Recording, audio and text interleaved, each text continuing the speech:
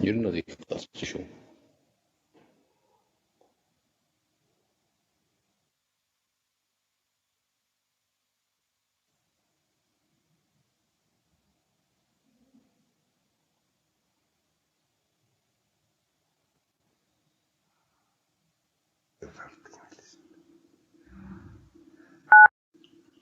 Байна уу?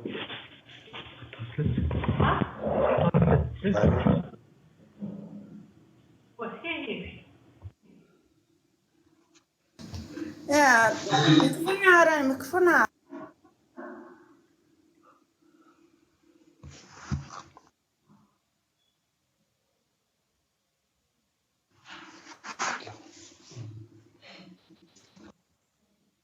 Дорнотоо манай харагдаж байна уу?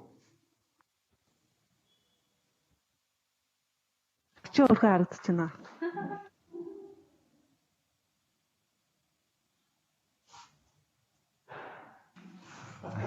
Олчин дарга манай харагдаж байна уу? Нэг хараад хэлээд өгөөч.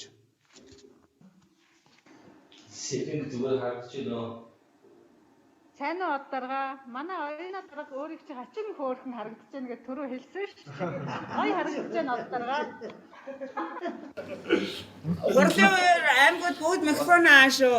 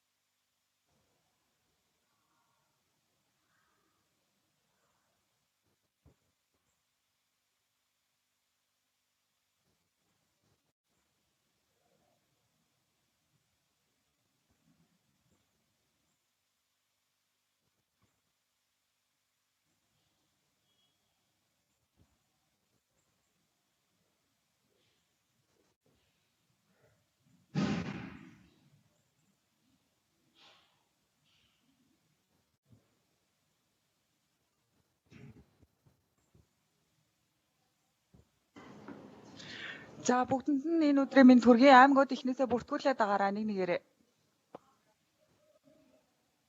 Сэлэнг аймаг байна. За Олсомбөр аймаг байна. Олсомбөр байна. За хасан бүр бүртгэсэн шүү. Завхан аймаг байна. За дорнод байна. Дархан За байна. дорнод бүртгэсэн. Дархан уул аймаг бүртгэлээ. Дархан байна. Дорнот сэлэнг 2 байна. Дорнот сэлэнг. Дорногод байна. Дархан аймаг байгаа шүү. Дархан аймаг бүртгэсэн байгаа. Дорноо бүртгэлээ. За. Аймаг байна. Завханы Арангаа баяуулгий. Хөвсгөл байна. Арангаа баяуулгий баян онгор байна. Булган аймаг байна. Дунгой байна. За дунгой байна. Булган байна. За Дунгой байна. Дунгой бүртгэсэн байгаа. Уус байна. За увсыг бүртгэлээ. Ховд байна. Ховд. За ховд аймаг бүртгэлээ. Хинтээ байна. Хинтээ аймаг бүртгэлээ. За Хөвсгөл аймаг байна. Хөвсгөл байна. За хөвсгөл бүртгэсэн. Сэлэнгийг бүртгэсэн үү? Сэлэнгийг бүртгэсэн үү? Бүртгэлээ. Сэлэнг бүртгэсэн шүү. Орхон аймаг байна. Эрүүл мэндийн За орхон бүртгэлээ. Өөр ангаа өмнө говь. Ар хангааг хараад бүртгэгчлээ. За ар хангаа байна. Баяуулгий аймаг байна уу? Говьалтай аймагаас байна уу? Баяуулгий баян онгор. Говьалтай. Өөр ангаа өмнө говь. Сүхбаатар. Төв аймаг. Байгаа шүү. Нэмэгдэж орж ирсэн аймагуд байна уу? За хараагийнхан бүртгүүлээрэй. За Гавсан бүр илтгэлээ 400 доош нь болгочаарай.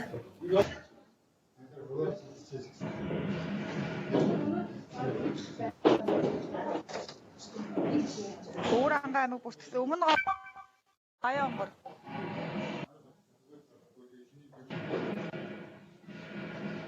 За, эрүүл мэндийн хөгжлийн төв дээр Харьяагийн хаанаас ирсэн байна бүртгүүлээрэ.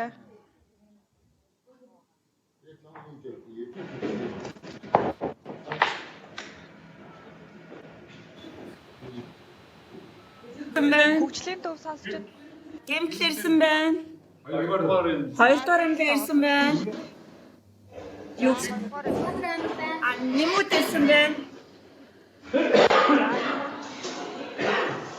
Хавд микрофон унтраагаараа, дархан унтраагаараа. ийм сквад прэмгци хайг байдаг гэсэн шүү дээ.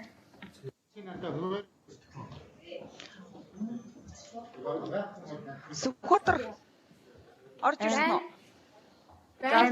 Сүхватар микрофон Орж ирж байгаа аймагуд микрофонууд унтраад яваарай. Төв аймаг орж ирсэн үү? Баян үлгий, Баян онгор. Өмнө говь. Баян онгор, Баян үлгий.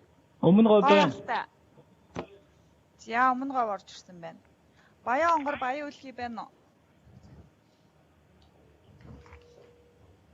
За, төв аймаг байхгүй юу те. За, Харьяагаас гэмтэл 2 дугаар төв эмнэлэг нэмүүт өөр хандах байна. Эхмүүд ирсэн байна. За, эхмүүд бүртгэлээ. Гэмтэл ирсэн байна. Гэмтэл бүртгсээ 2 дугаар эмнэлэг нэмүүд эхмүүд өөр. Ингээд дөрүүлэл авах. За, нэмэгдүүл та хэлээрээ. За. Өөр Баян үлгий, Баян онгор. Төв аймаг орж ирсэн байна. Говьалтай аймаг орж ирээгүй юу? Говьалтай орж ирээгүй.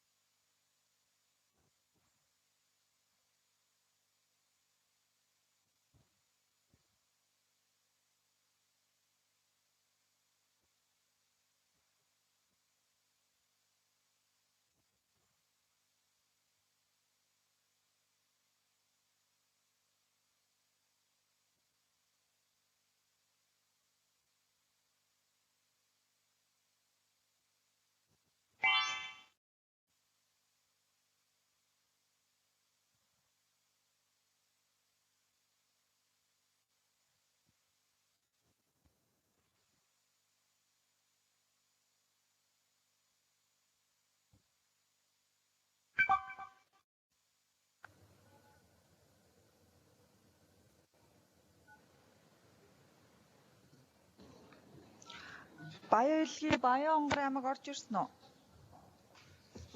Баян-Илгийн Баян-Онгор.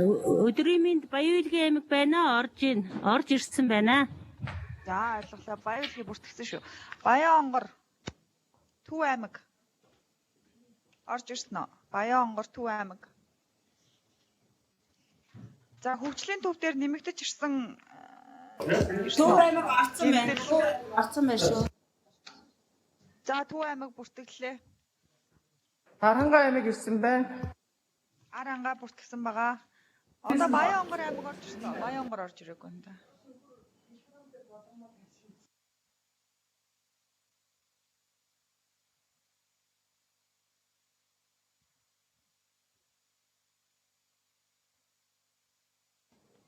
За хөгжлийн төв дээр гэмтэл 2 дугаар эмнэлэг нэмүүд ихмүүд өөр нэмэгдэж ирсэн газрууд байна уу?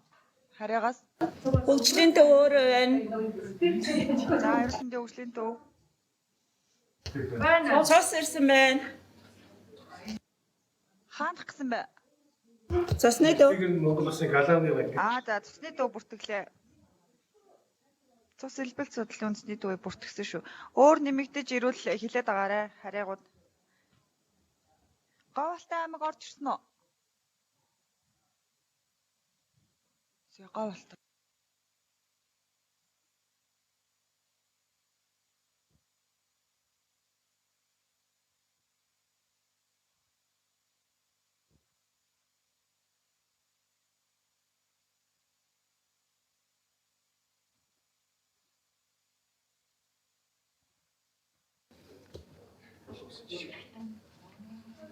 Гойсомбөр Тэмүүлэн.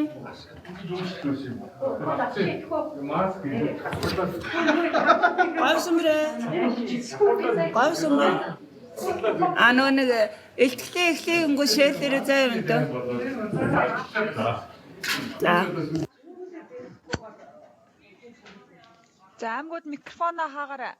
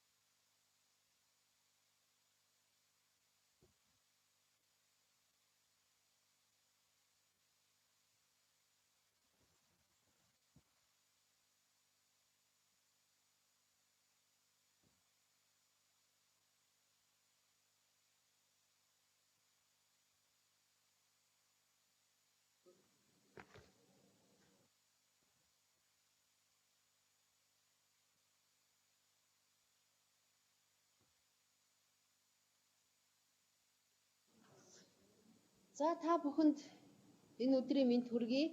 За өнөөдөр аймаг нийслэлийн эрүүл мэндийн газар за харьяа байгууллагуудтай хийх цахим хурал эхлэхэд бэлэн боллоо. Тэгэхээр өнөөдөр одоо ер нь энэ коронавируст халдвар COVID-19 ямар төвшөнд явж байна? Энэ талаар одоо эрүүл мэндийн салбар ямар арга хэмжээ авч хэрэгжүүлж байгаа талаар танилцуулна. За мөн энэ коронавирус халдвартай холбоотой гарсан тушаал шийдвэрийн танилцуулгыг буян жаргалд даргахын. За тэгээд маргаашаас за бямба ням гариг за 24-нөөс эхлээр шөнийн 1-2 гээд ийм амралтын өдрүүд тохиох учраас эрүүл мэндийн салбарын бэлэн байдал ямар байх ёстой юм? За энд хариуцлага жижүүр хаана яаж ажиллаж ямар үүрэгтэй байх юм бэ гэсэн мэдээллүүдийг явуулна. За энэ мэдээллийг төрийн захиргаа удирдлагын газрын дарга цогтоотор дарга хийх юм аа. За миний хувьд энд гарч байгаа тий ер нь коронавируст энэ халдвараас сэргийлэх бэлэн байдлыг хангах чиглэлээр ямар арга хэмжээ хэрэгжүүлж байна вэ гэдгийг бас цөмөрөө танилцъя. Бүгдээрээ бид нэг ойлголттой нэг гарааны төвшөнд байх ёстой учраас энэ самбар дээр тий бүр явуул байгаа. Тэгээ та бүхэн маань аймгийнхаа комиссийн хурал дээр энэ асуудалтай байхын мэдээллийг та бүхэн авсан байх. Өнөөдрийн мэдээллээр тохиолдлын тоо 75,106, нас баралт 2,239, за эдгэрсэн 18,028, сэжигтэй тохиолдол 4,922 гэсэн ийм тоо мэдээлэл өнөөдөр гарлаа. За Монгол улсад коронавирусын халдварын тохиолдол бол орж ирээгүй байгаа. За халуурсан, ханиасан гэсэн зовиуртай одоо энэ өвчлөл гарсан бус нутагт зорьцсон гэсэн өгүүлэмжтэй ийм хүмүүс одоо 151 тохиолдол гарсан. За яг өнөөдрийн байдлаар бол 8 хүн тусгаарлалтанд байж байгаа, шинжилгээ хүлээгдэж байгаа гэсэн ийм дүн мэдээ байгаа. За бид бүхэн мэдж байгаа энэ Монгол улсад манайх одоо нийгмийн эрүүл мэндийн ноцтой байдлын үнэлгээгээр халдвар зөөвөрлөгдөн орж ирэх маш өндөр эрсдэлтэй гэж ингэж үнэлэгдсэн байгаа. За энэ үнэлгээг хэн хийсэн бэ гэхлээр бүгдээрээ мэдж байгаа те нөгөө шадар Монгол улсын шадар сайдын 2017 оны 08 дугаар тушаалаар батлагдсан болзошгүй гамшиг нийгмийн эрүүл мэндийн ноцтой байдлын үеийн салбар хоорондын мэдээлэл солилцох хариу арга хэмжээг шуурхай зохион байгуулах журмын дагуу холбогдох байгууллагууд буюу за халдвар өвчин судлалын үндэсний төв, эрүүл мэндийн яам, зоонозын өвчин судлалын үндэсний төв, дэлхийн эрүүл мэндийн байгууллага, онцгой байдлын ерөнхий газар, мэрэгжлийн хяналтын ерөнхий газар гэх мэт байгууллагууд ингэж хамтран үнэлгээ хийгээд халдвар зөөвөрлөгдөн орж ирэх маш өндөр эрсдэлтэй гэж ийм үнэлгээ гарчсан байгаа. За мэдээж одоо энэ өвчлөлийн явцад гадаад хүчин зүйлс бол нилээдгүй байж байгаа. Демби ерөнхий захирал Теодор Гебресус юу гэж хэлснийг та бүхэн мэдж байгаа. Одоо улс орнууд энэ өвчнөд тэмцэх хэмжээг яг одооноос хэрэгжүүлж авсан арга хэмжээний хүчийг суллахгүй байхыг анхааруулсан байгаа. Энэ бол одоо бүгд найрамдах хятад ард улсад энэ өвчлөл маань тархалт гэсэн ийм байдалтай хүрсэн байж байгаа. Яагаад энэ хятад улсад одоо цагаанс ингэж энэ өвчин тархваа гэхээр энэ бол нэлээд хідэн учир шалтгаантай байгаа. Хамгийн түрүүнд цагаан сартай холбоотой. Цагаан сарын баярын үеэр энэ халдварын голомтод нутаг болох Ухаан хотоос 5 сая хүн гарч явсан байна. Тэгээд хятад улсын хэмжээнд 84 сая орчим хүн шилжилт хөдөлгөөн хийсэн. Тэгэхээр энэ уг өвчний вирус тус улсын бүх муж төдийгүй дэлхийд дахинд тархах ийм нөхцөл бүрдүүлжээ. За цагаан сарын өмнө хятадын 9 мужид энэ өвчин гарсан байсан. Цагаан сарын дараа хятадын одоо энэ 31 бүх мужид энэ өвчлөл тарсан. Ерөөсөө л 14 хоногийн хугацаанд өвчлөл 34 дахин нэмэгдсэн. Тэгэхээр энэний гол нэг шалтгаан бол цагаан сар байлаа. За хоёрдугаар нэг за энэ өвчлөл одоо ямар өвчлөл үү гэдэг тал дээр бас эхлээд бол одоо цаг алдалгүй онцлох гэдэг юм уу ийм асуудал бол байгаагүй. Одоо томоо тус андуурагдах юм уу? Одоо хамгийн гол нь бидний нөгөө ялгаан онцлох диктац гэдэг те тэр үйл ажиллагаа хийгдэггүйгээс болоод энэ шинэ өвчин байна уу гэд энээс болоод тэр бүх одоо халдвар авсан хүмүүс эмнэлэг рүүгээ шавсан. Тэгэхээр одоо нэг газар бөөгнөрл үүсээд энэ одоо өвчин их тархсан гэдэг бас ийм нөхцөл байдал үүссээ. Одоо энэ өвчин маань ингэж нэмэгддэг юм байна гэдэг. За бусад улс орнд бол өвчлөл нэмэгдэж бүртгэцээр байгаа. Ялангуяа одоо манайтай шууд нийлэгтэй Япон, Солонгос энэ улсуудад бол өвчлөл нэлээдгүй эрчимтэй ихс чинь нэмж бүртгэгдэж байгаа.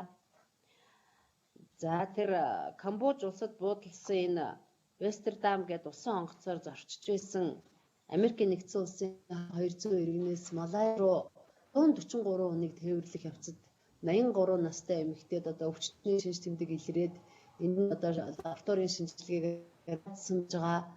За тэгээд ийм мэдээллүүд бол маш их байна.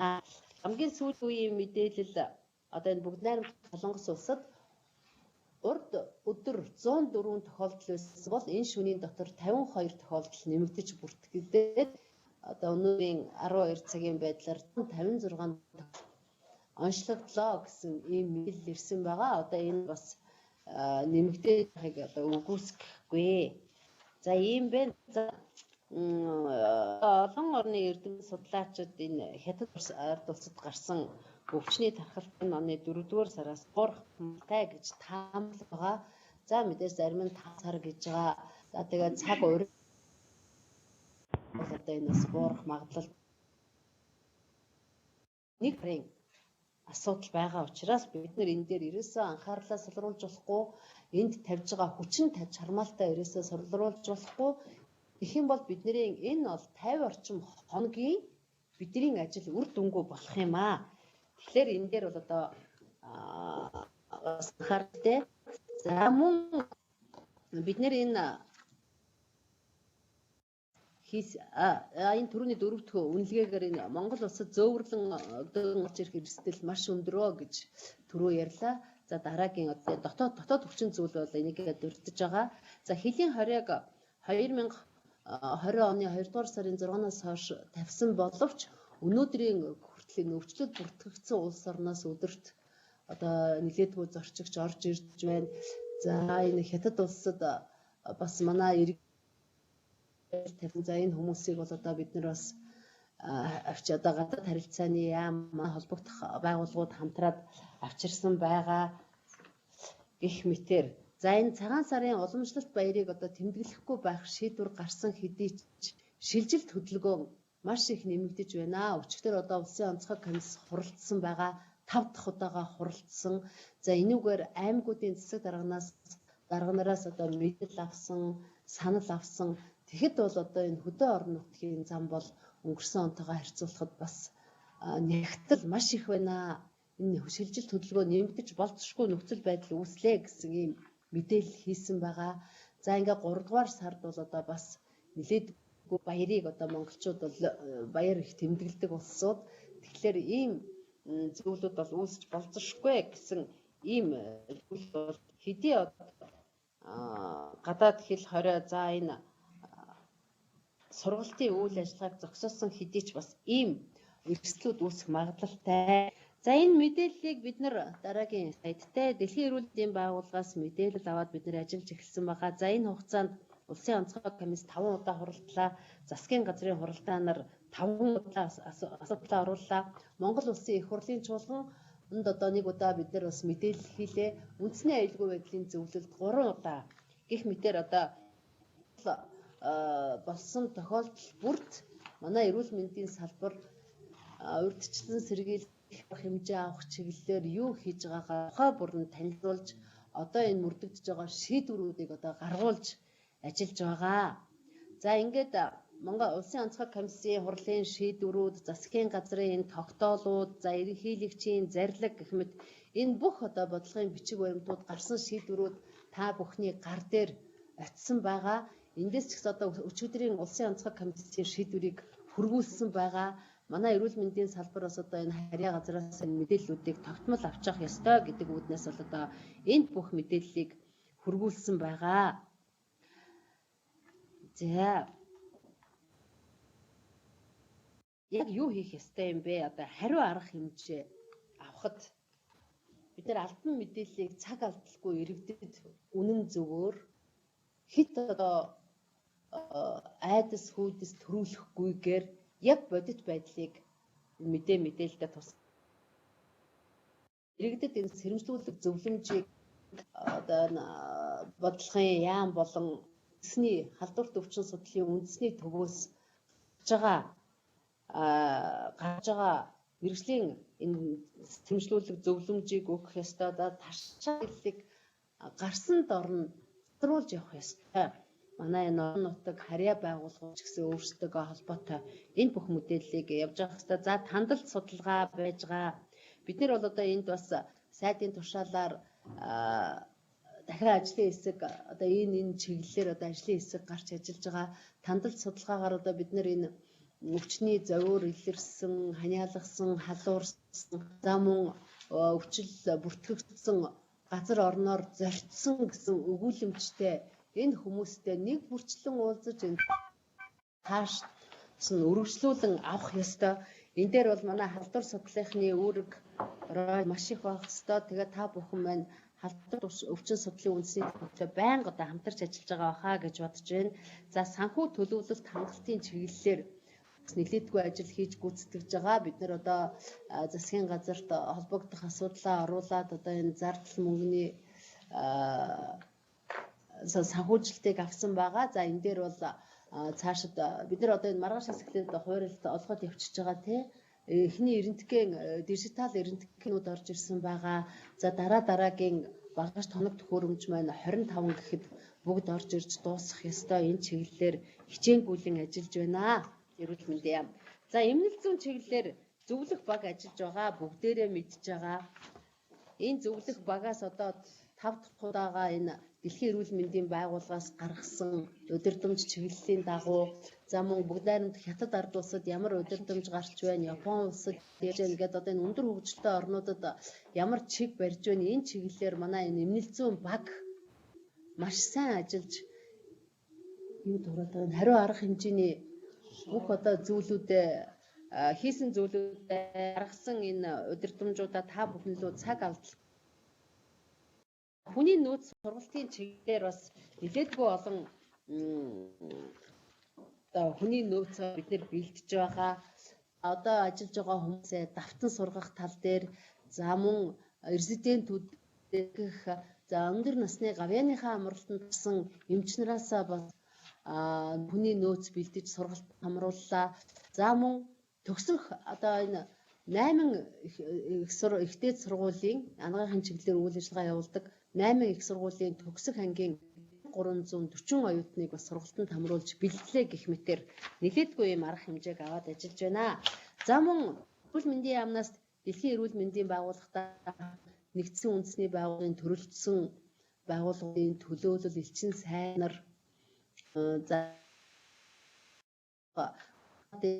одоо Монгол улсад суух дипломат төлөөлөгчийн газар гэхэд ийм улсуудтай одоо 3 удаа уулзалт зохион байгуулсан байгаа. Ингээд дэлхийн дахны болон слайд Монгол улсын улс дахь нөхцөл байдал, хариу арга хэмжээ шийдвэрлэх асуудал хүсэлтэд бас танилцуулсан байж байгаа. За ингээд түрүүзээ бол манад бас энэ дэмжлэг тусламжууд бол ирж байгаа. Та нар бас хэвлэл мэдээлэлээс харж байгаа. Өчигдөр JICA тий одоо JICA-гаас бас ирсэн байж байгаа дэмжлэгүүд ингээд шил дараалан ирж байна гэдгийг бас хэлье.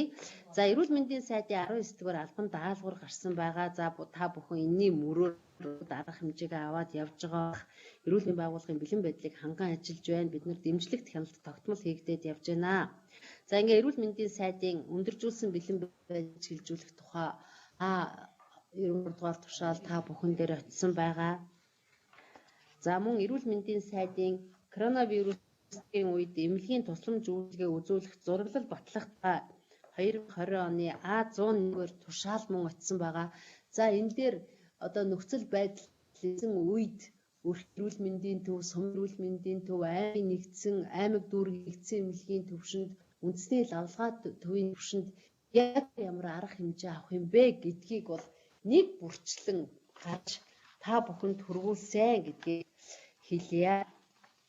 За энийхээ дагуу одоо ажиллах ёстой. Түрүүн хэлсэн эмнэлэг зүйн зөвлөх эмчнэр баг ажиллаж байгаа. За мөн тархвар судлалын чиглэлээр бас зөвлөх баг эдгээр маань одоо энэ орон нутгийн эрүүл мэндийн байгууллагуудад цахимаар зөвлөгөө өгч ажиллах, за шаардлагатай тохиолдолд орон нутагт томилтоор ажиллах ийм бэлэн байдал заа гэдгийг хэлье. За мөн түрүүний хэлсэн энэ зөвлөх баг маань Дэлхийн эрүүл мэндийн байгууллага, олон улсын Оросын холбооны улс, Хятад, Солонгос улсад одоо мөрдөгдөж байгаа эмчилгээний удирдамж заавар зөвлөмжийг шууд орчуулж бас ингээд бид хөргүүлж байгаа. За Монгол улсын ерөнхий сайд, эрүүл мэндийн сайд энэ хамтарч одоо юун дээр эмнэлгийн тусламж үйлчилгээний бэлэн байдлыг танилцж зөвлөгөө өгч ажиллалаа. За ер нь бид нэр бас тэгээд энэ эрчим тэмчилгээний тасагт эмчлэгдэж байгаа өвчтнийхөө тоо мэдээ, тэдний биеийн байдлаар талаарх мэдээллийг өдөр бүр авч мэрэгжил арга зүйн зөвлөгөө өгч ажиллаж байгаа. За та бүхэн мэдж байгаа 2 сарын 1-нд бид нэр Хүлээрамт Хятад ардын Хубга мужийн Ухаантад одоо үлдсэн байсан оюутнууд татаж авсан нисэх оюутнуудаа тусгаарлсан нисэх баг болон албаны бүтээгдэхүүн 15 хүн бол бас ажиглалтанд байсан. За тэгээд эднэртэй хамт манай халдвар төвчин судлалын 17 эмч эмнэлгийн мэрэгчлэн эрүүл мэндийн ажилтан эмнэлгийн тусламж үйлчилгээг тэнд бас тусгаарлагдан үзүүлсэн байгаа. Ингээд автан шинжилгээ хийгөө өгч энэ гаргасан. За хил бүхий аймагуд дээр бас энэ одоо галт дээр ирсэн автобусаар ирсэн хүмүүстээр бас энэ тусгаарлан сэргийлэх хэмжээ авч ажиллалаа. За с ิจ гтэй тохиолдолд энэ дээр байна. Та бүхэнд бол тодорхой харагдаж байгаа халдвар төвчин судлалын үндэсний төвөн нэгэн хүн, Архангай аймаг дээр 2, Баянлагийн 1, Говь сүмэр 3, Дархан уул 2, Дунд 5, Дорн Говь 1, хүн 2 гэх мэтээр одоо энэ дэлзэн дээр та бүхэнд харагдаж байгаа ийм тохиолдолд одоо бид нэр тухай бүрэн шинжилгээ хийж, хандлт хийж бас ингэж ажиллаж байна. Тэгэхээр бид нар дээр маш сайн нарийн хандлт судалгааг та бүхэн маань авчихгүй бол бид нар бас эрүүл мэндийн яамнаас энэ хүмүүсийн явсан болгоноор нь мөшгөж бид нар бас мэдээлэл авч байгаа ийм тохиолдлууд гарч байгаа. Тэгэхээр ингээд ийм тохиолдол гарсан тохиолдолд манай эрүүл мэндийн байгууллагын удирдлагууд өөрсдөө энэ хавтал судлалын мэдээллийг маш сайн авчаад биднийг бас мэдээлэлээр хангаж явах ёстой. За энэ ганц тохиолдлыг л бүгдээрээ орон даяар тэгэхээр энэ маш олон байгаа гэсэн үг. Баян үлгийн ганцхан хүн л одоо 5-6 аймгийн нутаг дэвсгэрээр дамжаад маш олон хүнтэй харьцаад ингэж явсан тохиолдол гарсан. Хэрэгцээ энэ хүн өвчтөй байсан бол халдвар яаж тархах нь ямар өргөн хүрээтэй байх байсан бэ гэдэг зураглал бол та бидэнд бол илэрхий байгаа учраас бас энэ жигтэй тохиолдлууд дээр энэ өгүүлэмжийг хандлт судалгааг маш сайн авах ёстой гэдэг зүйл бол эндээс харагдаж байгаа шүү. За бид нар өвчин зөөвөрлөгдөн орж ирсэн тохиолдолд яах вэ гэдэг бас энэ арга хэмжээг аваад бүх зүйлээ хангаад ажиллаж байгаа. За энэ орны нөөц байна. Нэгэнт ороод одоо бид нар ингээд урьдчилан сэргийлээд байна. Хариу арга хэмжээ аваад байна. Одоо нэгэнт өвчтөл яах вэ гэдэг энэ бэлэн байдлаа хаана хамгаал одоо бэлдэх ёстой. За төрийн улсын хэмжээнд нийтдээ 15134 ор байдаг юм байна. Төрийн өмчийн эмнэлэг 12792, хувийн хвшлийн эмнэлэгт 2342 ор байдаг юм байна. Тэгэхээр одоо бид нэр энэ тусгаарлах өрөө нүдэ бэлдээд ер нь ямар ор гаргах 2195 ор бид нар өдөр бэлдэх ийм боломж байна гэсэн энэ судалгаа зүйлээ бол бүгдийг гаргах. За бид нар эхний ээлжинд бас тооцоо судалгаа хийгээд 1000 ор эхний ээлжинд бас бэлтгэе гэсэн гаргасан. За тэгэхээр халдвар төвчин судлалын үндэсний төв дээр 200 ор 800 чимлэгийн мэрэгжилтэн за хийж байгаа. За ингээд бэлэн байдлын төлөвлөгөө заавар зөвлөмж өгөх сургалтаа ингээд бүрэн болж байна. За цэргийн эмнэлэг дээр бид нэр 570 ор бас бэлдэж байна. Энд бол одоо бас ийм хүний нөөцлөөр ийм төлөвлөгөөтэйгээр ажиллахаар одоо бас бэлдэж байна. За улс 2 дугаар төв эмнэлгийг бас бид нэр бэлдэж байгаа. Одоо энэ 250 орыг бэлдээд одоо заамжийн сургалтаа эхлээд явж байна. За хувийн хөвшлийн одоо асралт мэд шүү. Тэр асралт мэд эмнэлэг бидэнд хүсэл тавьсан байгаа. Одоо 100 бид нар бас ямар ч түрээсгүйгээр ашиг одоо энэ бас нийгмийн хариуцлагын хүрээнд одоо энэ эмнэлгийн байгаа одоо ашиглуулахын бүрэн боломж байна гэсэн асуудал тавьсан байгаа. За мөн жаргалантай ямар байдлын ерхий газрын нэг совиллын одоо бид нар бэлдэж байгаа. За энэ бол бид нар бас тусгаарлан сэргийлт хийсэн тохиолдолд одоо энэ жаргалантай эмнэлгийг бас ашиглах боломжтой юм гэсэн ийм одоо төлөвлөгөөтэйгээр ажиж байна. Тэгэхээр энэ бүхийг та нарт яагаад бас тэгэхээр та бүхэн маань бас тухайн орон нутгаарээ бэлэн байдлаа хангаж ажиллах ёстой. Дэлхийн хэрэгсэл тоног төхөөрөмжийн хувьд одоо бид нар бас энэ Монгол Улсын засгийн газрын 20 оны 30 дугаар тогтоолоор манай тоног төхөөрөмжүүд, эрх тоног төхөөрөмжүүд байж байгаа. Бид нар бол эээр мөнгөө батлуулаад одоо бидний хүссэн хэмжээнд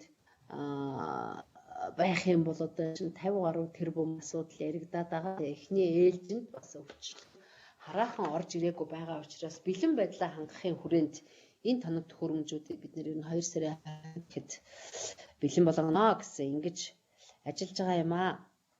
За онцлогын хувьд та бүхэн мэдж байгаа. Одоо тий эхний онцлогоо бид нэр 1 сарын 27-нд маш хурдвчилсан байдлаар 200 онцлогоо авсан байж байгаа. Дэлхийн эрүүл мэндийн байгууллагын номхон баруун бүсээс 3,000 тэ өнөө маргашгүй ирж байгаа. За 7 оноос ирэх юм. За Японы халдвар хүчин судлалын үнд хүрээлэнгээс 1000 ширхэг онцлог ирсэн байгаа. За Оросын холбооны улсад энэ халдварыг 2-4 цагийн дотор илрүүлдэг одоо энэ төрөвчлсөн онцлогыг гаргасан хэмжил авсан учраас энэ онцлогыг авах хүсэлтэд Оросын холбооны эрүүл мэндийн яамд тавьсаад гсэн байгаа.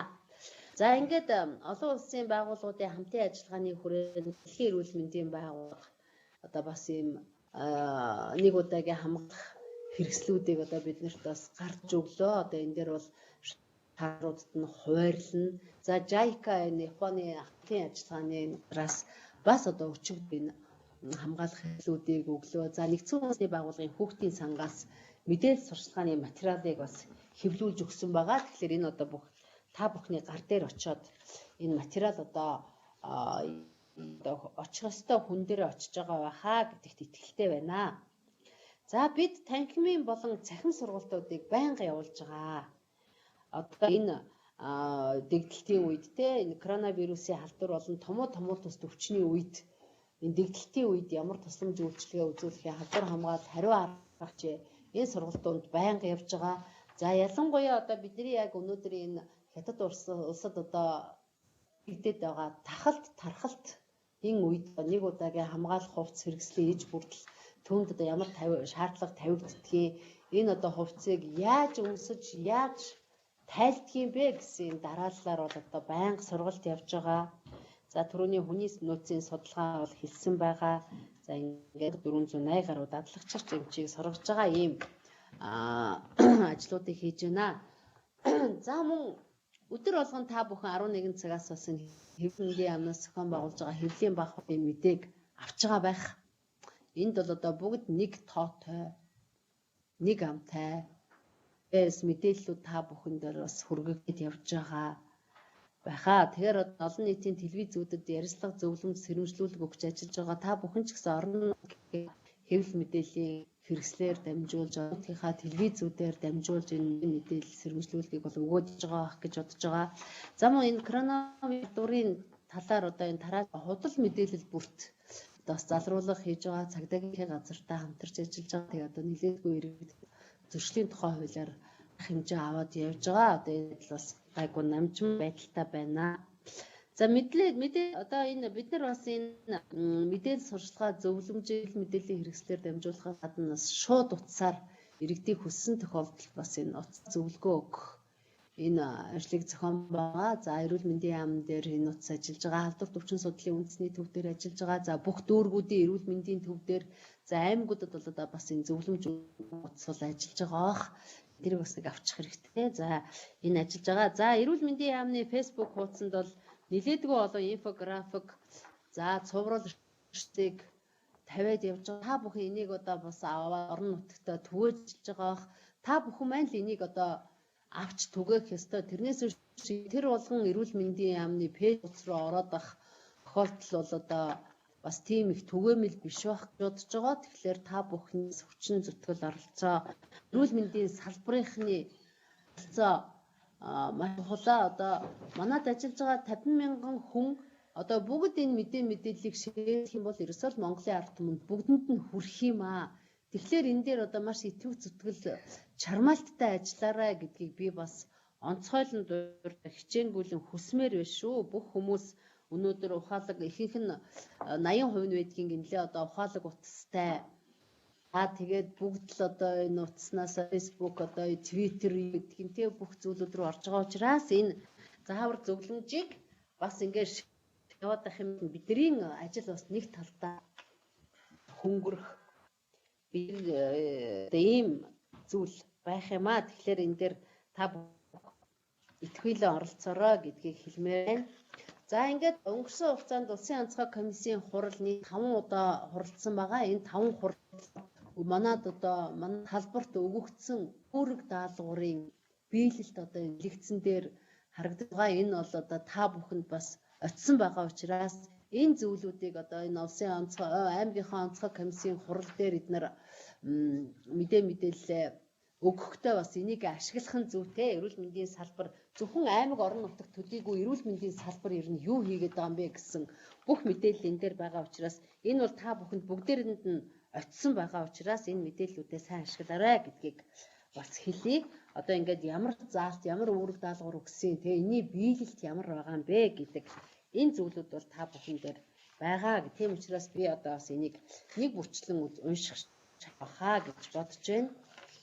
Өчигдрийнх бас та нарт очисон байгаа. За энэ өчигдрийн онцгой комиссийн хурлын үүрэг даалгавраар одоо энэ сурал одоо бидний зохион байгуулах гэсэн ба.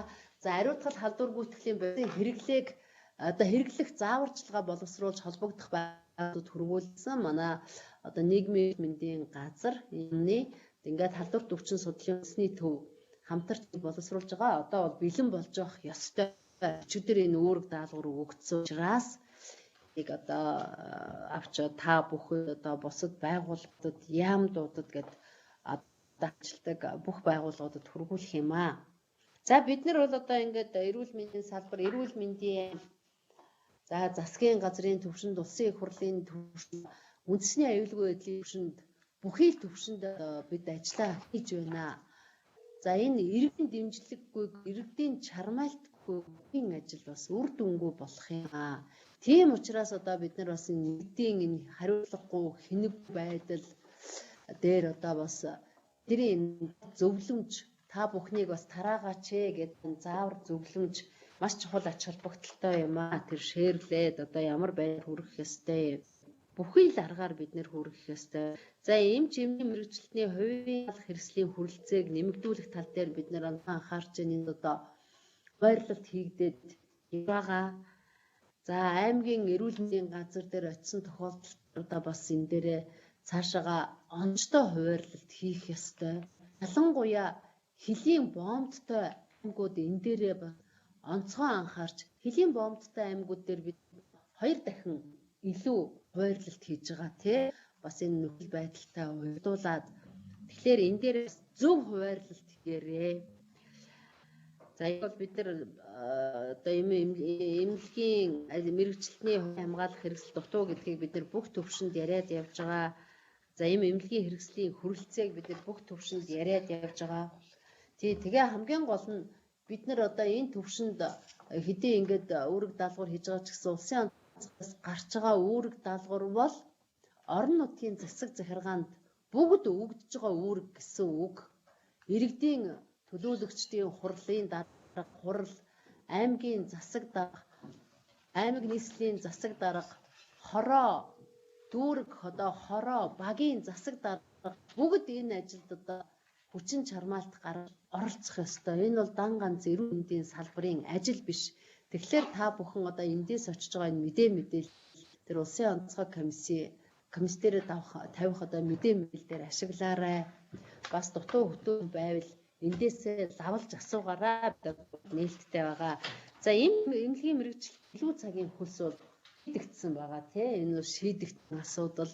Тэгэхээр одоо энэ хүмүүстэй бас тэр илүү цагийн хөлсийг өгөөрэй. Бид нар одоо бас нөхцөл байдалтайгаа уялдуулаад зарим хүмүүсээ тэр болгон амрааж чадахгүй одоо нөхөж амрааж чадахгүй юм байдал үүсэхийг үгүйсэх хамгийн гол нь илүү цагийн хөлсөн дээр манай дарга нар онцгой анхаараарай. За тэгээ эцэст нь эрүүл мэндийн машин шатхууны нөөцөн дээр бас анхаараарай. Тэгээ дан ганц бид нар хүчин зүтгэх биш аймаг орон нутгийн засаг захиргаа энэ дээр хүчин зүтгэх ёстой юм аа гэдэг би хэлье. За бас нэг зүйл байгаа одоо өчигдрийн хурлаар юу явуулсан мэт шийдвэр явуулсан та бүхэнд явуулсан байгаа. Тэгэхээр улс хот хоодын зорчигч тээвэр галт тэрэг бүгд зогссон ба битүүний өглөө 23-ны өглөө 7-ны өглөө 8 цаг хүртэл орон нутгууд бас өөрийнхөө нутаг төр дээр одоо өнөөдрийн байдлаар бол 6 аймаг шийдсэн байсан. Одоо бусад аймагуд ингээд шийдээд явах баха өөрийн нутгийн одоо онцлог тохируулаад тийм ямар ч байсан улс хот хоорондын энэ хөдөлгөөн зогссон ба за манай одоо энэ налаах дүүт ч юм уу аль дүүрэг ч юм ажил бас хотоос явдаг улсууд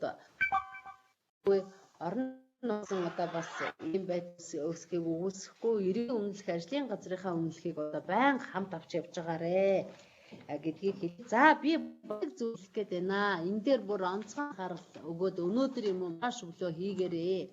Түрүүн би хэлсэн энэ салбар хоорондын эрсдлийн үнэлэх манайх сая 3 хоногийн өмнө хийлээ. За энд бол эрүүл мэндийн яам, сангийн яам, зам тээврийн хөгжлийн яам, боловсрол шинжилгээ ухааны яам, спортын яам, гадаад хязгааны яам, хүнс хөдөө аж ахуй өнгөө үйлдвэрийн яам, онцгой байдлын ерхий газар, тагнуулын ерхий газар, жанжин штаб, за тэгээ хил хамгаалах ерхий газар, мэрэгжлийн амлалтын ерхий газар, цагдаа ерхий газар, засаг даргын нийслэлийн засаг даргын тамгын газар, зоонозын өвчин судлалын үндэсний нийслэлийн засаг даргын тамгын газар, дэлхийн эрүүл мэндийн байгууллага гээд бүх байгууллагууд цоод энэ коронавируст орж ирсэн үе одоо тархах эрсдэл ямар байх вэ гэдэг чиглэлээр үнэлгээ хийсэн.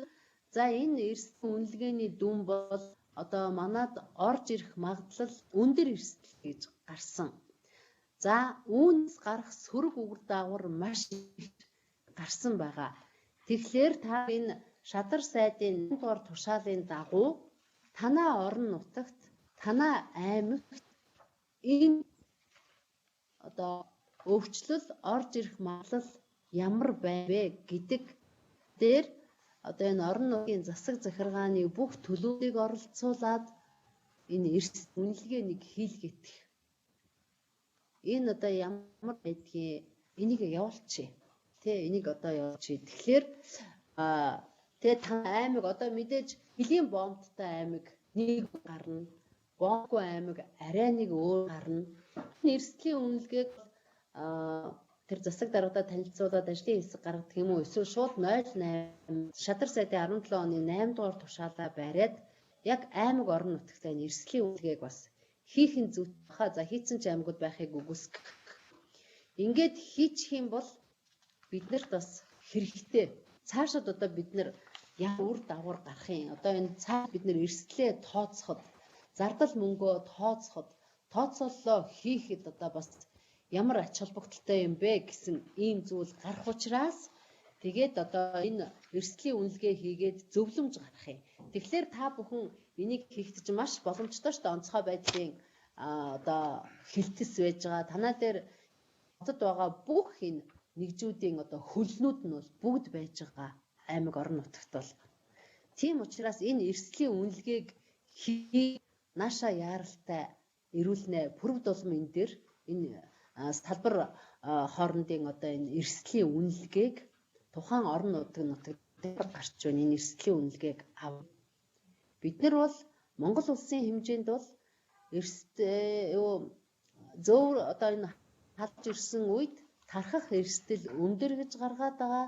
За тэгээд одоо үүнээс сөрөг үр дагавар бол маш их гэж ингэж гарсан байгаа шүү. Аймаг орон нутгийнхаа төвшин энэ нөхцөл байдлын үнэлгээг хийгээд тэгээд цаашаа пүрэв дуламд бүгд ирүүлэх нэ. Тэгэхээр аймаг дээр бас юу гэж үзэж байгаа мэрэгжлийн хүмүүс те тэр орон нутагт ажиллаж байгаа хүмүүс юу гэж үзэж байгаа юм бэ гэсэн энэ дүр зураг харагдах юм аа. Бид нар бас энийг хараад явжээ. Мэдээж тэгээд чиглэлээр энтэй байгаа холбогдох байгууллагууд руу хүргээд ажиллах байхаа гэж бодож байна. За тэгээд бас одоо бүхэн маань хитрхи их айдас бас төрүүлсэн тэ орон нутгийн бидэд ийм үйл одоо бас одоо энийг дэврэхгүй байх хэрэгтэй. Тэгэхгүй бол одоо бас энэ орон нутагт хитрхи маскгүй бол үйлчлэхгүй гэдгийм үү. Одоо заар бол яг вэ тэр саун фитнес ч юм уу энэ газруудыг бүр хаасан үйл ажиллагааг зогсоосон захирамжуудыг гаргасан байна. Хүнсний дэлгүүрүүдийг зайгүй эрт хаах тий 15 цаг 18 цаг гэх мэт хаах юм захирамжуудыг гаргасан байна.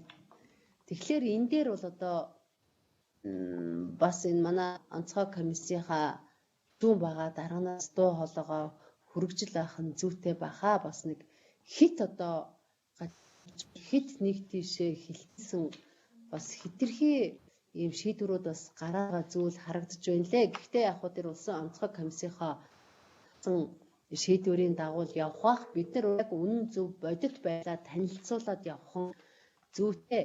Яагаад гэвэл бидэнд айгүйх гомдол ирж ачхуу нэгжүүдээс төр захиргааны бот байгууллагуудаас яагаад гэвэл энэ хүмүүс шийдвэр гаргахдаа эрүүл мэндийн ийм зөвлөмж өгсөн гэж яриад бүх гал манайх руу ирээд байгаа байхгүй. Та нар ингээ саун хаачаад байна, фитнес хаачаад байна, танаа зөвлөмж шийдвэрээр ясан байна гэдэг ийм асуудал гараад байгаа маа. Тэгэхээр бол бид нар хүний бөөгнөрлийг л одоо үүсэхгүй байх хэрэгтэй, хөл хөдөлгөөнийг хязгаарлах хэрэгтэй гэсэн энэ зүйлүүдийг ярьж байгаа. Энэ бид нэр яагаад ярьж байгаа вэ гэхээр бусад оронд гарч байгаа энэ тохиолдлуудын учир шалтгаанаас олж одоо бид нэр энэ зүйлүүдийг хэлээд байгаа. Тухайлбал сая хятад улсад цагаан сар дагаад ийм өвчлөл ирсэн юм бэ гэдэг зүйлийг хэлээ. Одоо энэ Солонгосод өдөр 104 төлөөс өнөөдөр болтоо гэдэг байгаа. Энэ одоо яасан гэхээр л нөгөө сүмд явдаг тий. Одоо энэ Солонгост гарсан тохиолдлын 80% нь Солонгосын сөүлээс 300 км зайтай Дээгүү гэдэг хотод очиад байгаа юм байна. Энд бол одоо төмийн цугларалт явдаг хүмүүс бол нилээдгүй хувийг эзэлж байгаа байна. Тэгэхээр л одоо эндээс ерөөсөө хүмүүсийн бөөгнөрл энэ хөл хөдөлгөөн, шилжилт хөдөлгөөн бол одоо энэ өвчлөлийн тархалтанд нөлөөлж байна гэсэн ийм зүйл байгаа учраас одоо бас энэ дээр бид нэр сэргийлэх ёстой. Зөвөр одоо тэр мэдээж та нар яг хаа гээгүй л бах. Одоо бид нар ч хүмүүсийн бүх юмыг хориод эхлэхээр чи нөгөө хүмүүс маань одоо хийх юмгүй болчоод тэгээд айгуут бол одоо тэр зочид буудалд өрөө авах бас зэрэг зүйлүүд гараад байгаа. За яг аймаг орон нутгийн хэмжээнд бол одоо бас арай хүү ам цомхон учраас энэ байдлууд бас жоохон хязгаарлагдмал байж магадгүй. Тэгэхээр бид нэр одоо бас энэ бүх зүйлүүд дээр анхаарч ажиллах ёстой. Тэгээд яам эрүүл мэндийн халдвар орж ирэхээс урьдчилан сэргийлэх, хариу арга хэмжээний бэлэн байдлаа бэлтгэх. За хэрв орж ирсэн тохиолдолд бид нэр энийг эмчлэх, эндэгдэлгүй байлгах чиглэлээр л одоо бид нэр үйл ажиллагаа явуулах юм аа гэдгийг би бас онцлон хэлье. За тэгээд өнөөдрийн хуралд одоо би бас энэ манай харьяагийн байгууллагууд бас оролцож явах ёстой.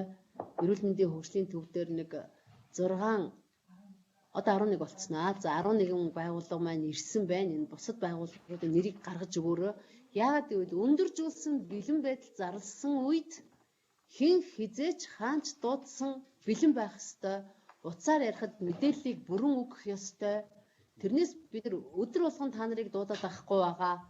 Цаг тутам яриад авахгүй байгаа.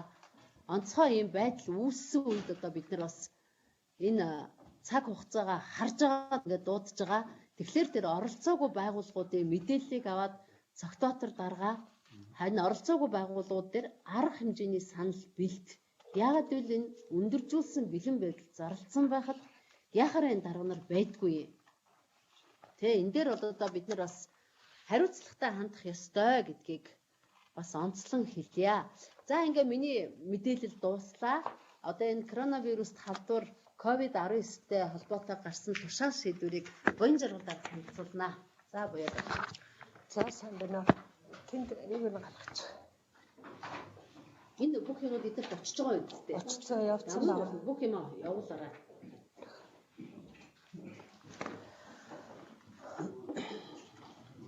Дараагийнх нь слайд. За сайн байцгаана уу та бүхэнд энэ өдрийн мэнд хүргье. За ер нь бол бид мэдээллийг маш шуурхай хүргэж байгаа, гараад боловсруулж гаргаж байгаа бодлогын бичиг баримтууд та нарт бүгд очсон байгаа. За энэ Улсын онцгой комиссийн хурлын шийдвэрүүд яг өдөр өдрөөрөө дугаараараа байна. 5 шийдвэрийг бол өчигдөр та нар бүгдийг авсан байгаа. За энэ засгийн газрын тогтоолуудыг бас бүгд мэдж байгаа. 30, 39, 62, 63, 60 нөгөөх нь 64 байгаа баха тий. 64 гэсэн энэ засгийн газрын тогтоолуудыг гэрлээ. Чи өөр тийшээ суучих төхөө. Тогтоолуудыг бас бүгдээрээ авсан байгаа гэдгийг хэлээ.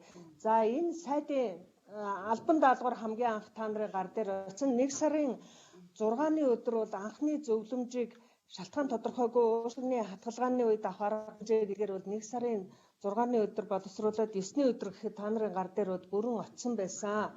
За тэрнээс хойш бол бид нэр энэ зааврыг бол 5 дахь удаага бол өөрчлөөд ингээ явж байгаа. За одоо энэ албан даалгаврын хэрэгжилтийг аймаг болгоноос бид нар нэхэж авч байна. За ингээд ер нь бол тухайн албан даалгавар тухайн тушаалын асуудлууд хэдэ хариугаа өгөх юм, ямар журмаар өгөх юм гэдэг нь бүгд тодорхой байгаа учраас гуйлгаад нэхүүлээд байх өндөржүүлсэн бэлэн байдлын үед энэ шийдвэрүүдийг яг ясчлан одоо чанд мөрдөөрөө гэдгийг бас хэлье.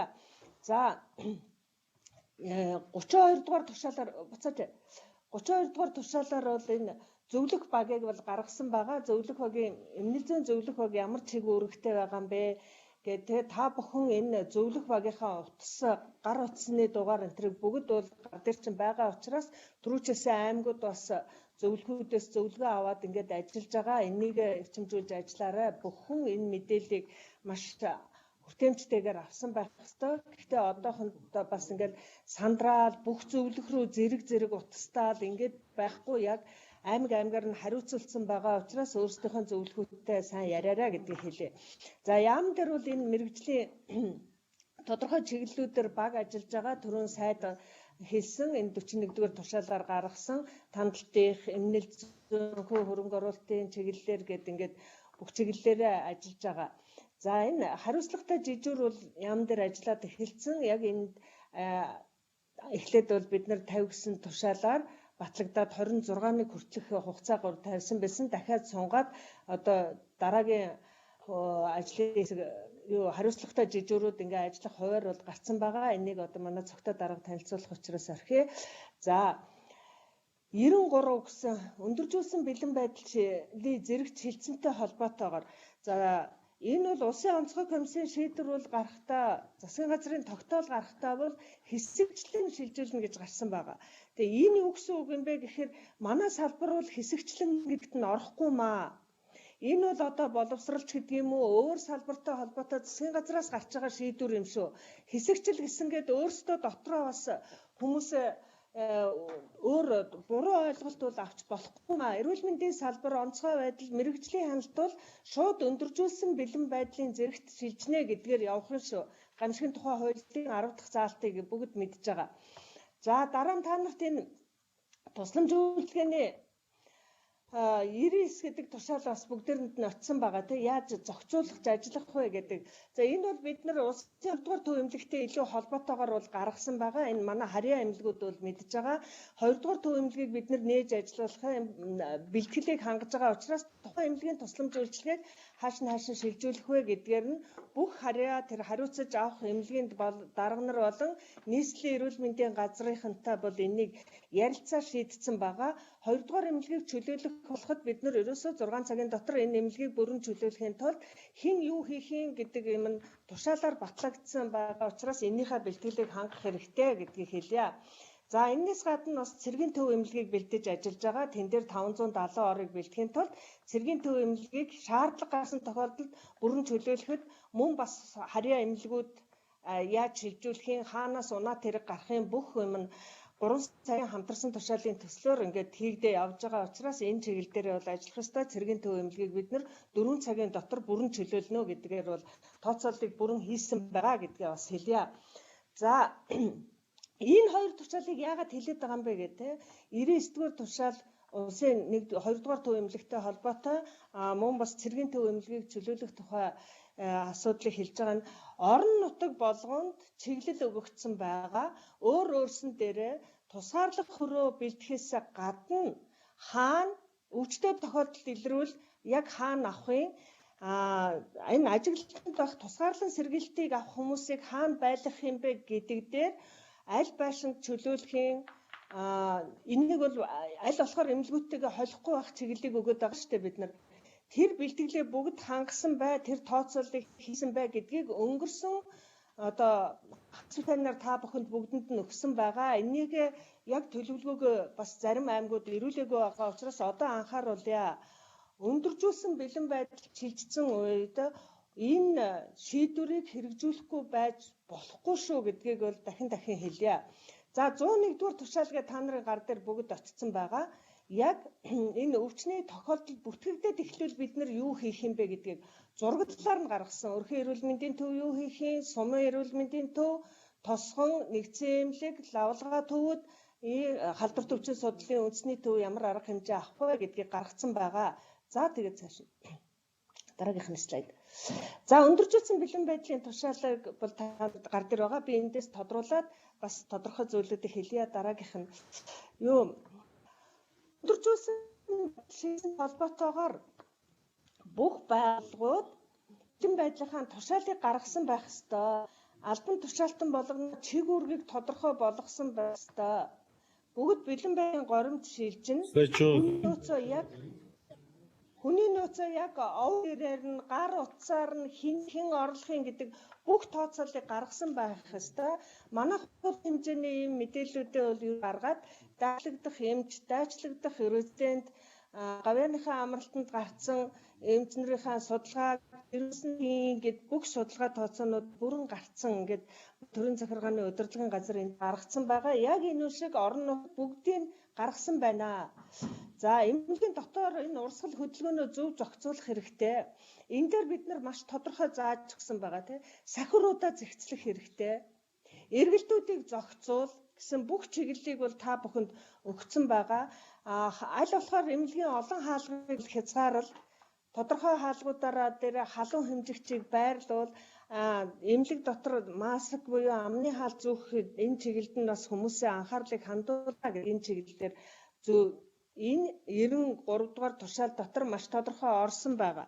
За энэс гадна маскыг ингээд нэхэд биенээсээ нэхэд фэйсбુક дээр маскаарчаа яам энэ гэд бичээд байх бол шаардлага байхгүй.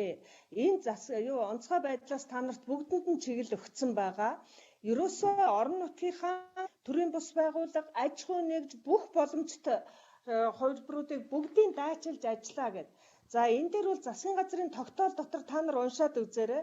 Төсвийн ерөнхийлөгч нь захирагч нар өөрсөнд нь бүгдэнд нь чиг үүргийг өгсөн байгаа. Тэгэхээр одоо сургуулийн багш захирал байна уу?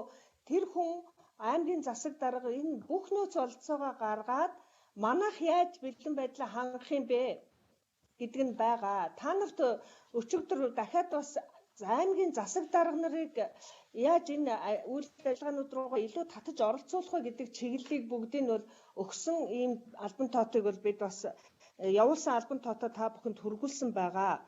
За зөв мэдээ сургууль сурчлагыг бол иргэн бүрд маш тодорхой өгөө. Айлгахгүй, сандраахгүй, бужигнуулахгүй гэхдээ зөв мэдээллийг маш тодорхой өгөө. Ерөөсөө дэлхийн нийтээр өгч байгаа зөвлөмж одоо өнөөдөр Солонгос улс ч гэсэн яг манай өгч байгаа зөвлөмжийг л өгч байна. Хөдөлгөөний хязгаарлал, хэрэггүүл, дэлгүүр, хошоо, эмнэлэг олон нийтийн тээврийн хэрэгслээр явахгүй аль болохоор гэртээ бай.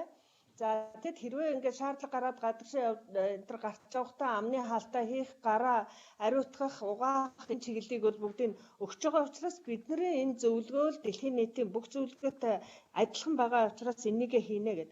За тэр тээвэр хөдөлгөөн хязгаарлаж байгаа учраас тэрнтэй холбоотой хэрвээ алсын дуудлаганд явах ч юм уу ямар нэгэн үйл ажиллагаанд дайчлагдахад албан иргэний өнөмлөх ажлын байрны тодорхойлолтой бүх хүн авч явах хэрэгтэй гэж. За энэ өндөржүүлсэн бэлэн байдлын тушаал дотор хамгийн сүүлийн заалтыг та нар мэдж байгаа бах. Үнэхээр одоо ажилчдынхаа илүү цагийн маш сайн бүртгээд тэгтээ өөрсөн дээр илүү цаг тавиад ингээд өөр ажиллаагүй нарийн бичиг ч юм уу хүний нөөцийн ч гэдэг юм уу шал өөр хүмүүс санхүүгийнх нь хүмүүс энэ төр цалин мөнгөийг ингээд авчаад бас тэр дараа нь эмчнэрээ бас бужигнуулаад байхгүй байх тэр их онцгой анхаарч ажиллаарай. Яг голомтонтой ажилласан хүндээ цалин урамшуулыг хэрхэн олгохгүй гэдэг дээр энэ бүх эмнэлгийн дарга нар их зөв ажиллаарай гэдгийг хэлье. Ингээд урамшуулах нь эрх та нарт олгогдсон, арга хэмжээ авах эрх нь бас та нарт өгөгдсөн байгаа гэдгийг бол хэлье. За тэгээд голомтын хариуцлагыг хэн хийх вэ гэдэг юмуудыг бид нар дараагийнхын туршилтыг гаргав. Энэ дээр бол оруулсан байгаа учраас энэ бэлэн байдлыг хангах дээрээ энэ дээрээ бас бүх юмаа хийсэн байх ёстой гэд.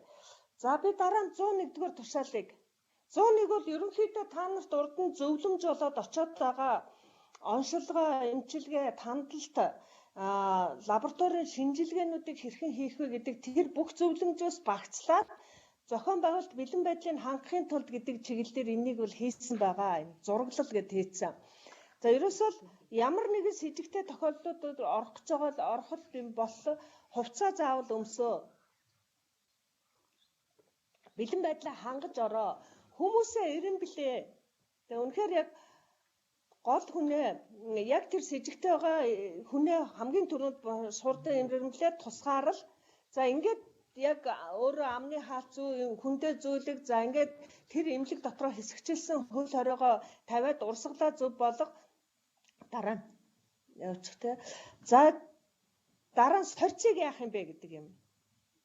Энийг тээвэрлэхүү гэдгийг халдвар төвчийн судлалын үндэсний төвтэй маш сайн ярилцаад хаанаас нь яаж авах юм, ямар сорьцыг тээвэрлэх юм гэдэг юм шийднэ гэв. За бид нар одоо энэ сорьц нэгэн за урд нь бол 200 сорьц байхад зөвхөн хөсөөтдөр хийжсэн. Одоо бол сорьцыг бид нар бишээ онцлогыг ховд, дархан уул, дорнод, орхон гэдэг нөгөө нэг дөрвөн төв рүүгээ хуваарлтыг хийн гэж байгаа. Ийм учраас энэ байгууллагууд дээр бас энэ шинжилгээг бол хийнэ гэдэг юмыг бол хийж байгаа учраас энэ дөрвөн байгууллага дээр ажилдаг лабораторийн эмчнэр одоо хөсөөттэй маш сайн яриад тэр нэмэлт сургалт шаардлагатай бол энэ сургалтыг бол бүрэн авсан байх ёстой гэдгийг хэлье. За голомтын хариуцлага халдвар гүйцэтгэлийг яг өвчтөе хүнтэй хүний голомт нь бид нар одоо менингококцины энэ төр дээр бол яг эмнэлэг хариуцаад хийдэг штэ. Тэрнийгээ бол манах юм. Тэрнээс биш ачаа барааны ч гэдэг юм уу энэ голомт энэ халдвар гүйцэтгэлийг бол засаг даргуудад чиг үүрэг нь өгөгдсөн байгаа. Тэр өөрийнхөө байгууллага дээр байгаа хувийн хвшлийн энэ халдвар гүйцэтгэлийг хариуцсан ариутгал халдвар гүйцэтгэлийг хариуцсан байгууллагуудтайгаа гэрээгээ байгуулад одоо галер ороод ирж байгаа баг бүтээгдэхүүн дээр ч юм уу ачаагаар ороод ирж байгаа бүтээгдэхүүний гадаргуун ариутгал энтрийг бол тэд нар хийх юм. Манайх бол голомтын ариутгал халдвар гүйцэтгэлийг манай байгууллагууд хийх юм шүү. Тэгэхээр энэ дээр бол занузын өвчин судлалын үндэсний төвтэй маш сайн холбогдоод одоо сая дэцэд хэлсэн тэр ариутгал халдвар гүйцэтгэлийн ямар бодисыг яаж ашиглах юм бэ? Юуг нь гадаргуунд ашиглах юм, юуг нь яг ямар чиглэлээр халдвар хамгааллын амжилтлах юм бэ гэдэг заавар гараад ирж байгаа. Манай нийгмийн эрүүл мэндийн газрынхаа энийг боловсруулад одоо өнөө маргаашгүй та нарт хүргүүлчин. Яг тэрнийг ашиглаад хийн энэ дээр зооносын төвүүдийг дайчилнаа. Эрүүл мэндийн газар энэ голомтын халдвар гүйтгэлийн асуудлаа илүү хариуцаж явах нь шүү гэдгийг дэлхийн нийтрээ яриад байгаа юм бол бүхэн энэ ар гэрийнхэн заавал зөвлөмжийг өгсөн бай гэдэг юмыг яриад байгаа. С ิจ гтэй тохиолдолж бай, батлагдсан тохиолдол бай бид нар ар гэрийнхэнд энэ өөрийгөө тусгаарлаж одоо тусгаарлан сэргийлэх талын зөвлөмжүүдийг маш сайн өгөх хэрэгтэй юм а гэдгийг хэлээд байна. Бужигнаас сандраад нэг эмнэлэг рүүгээ бүгд цуглаад ингээд эмнэлгээс шалтгаалсан эмнэлгийн тусламж үйлчилгээтэй холбоотой халдвар гаргахгүй байхтай бүх эмнэлгийн дарга нар онцгой анхаарч ажиллаарай гэдгийг хэлье. За дараа нь халдвар хамгааллаас яаж сэргийлэх вэ? За энэ ерөөсөө та нарт тушаал байгаа шүү дээ.